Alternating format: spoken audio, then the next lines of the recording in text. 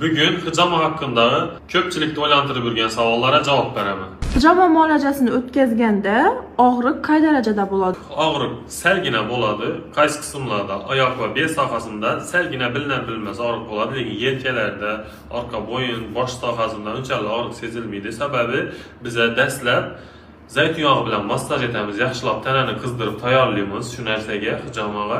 Keyin banka bilan, vakuumli bankalar bilan so'rdiramiz tanani va tanada uyushish hosil bo'ladi. Buning hisobidan og'riq unchalik sezilmaydi. Hijamani narxlari necha so'm? Hijamamizning har bir tochkasi 15.000 so'mdan, maksimalni har bir odamga 10-15 tochka qo'ysak bo'ladi. Kosmetologik hijama 100.000 so'm, o'kchaga qo'yiladigan hijamamiz 100.000 so'm narxi. Bir kurs lecheniya uchun necha marta hijama olish kerak?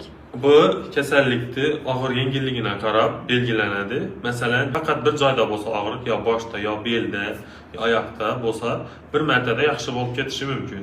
Bir marta olgandan. Yo'q, men tanamni polni tozalayman desa, 2-3 marta oladi. Shunda polni tanani tozalab bilamiz. Pastda nomerlarimizni qoldiramiz. Aloqaga chiqib, tekin konsultatsiyadan olishlaringiz mumkin.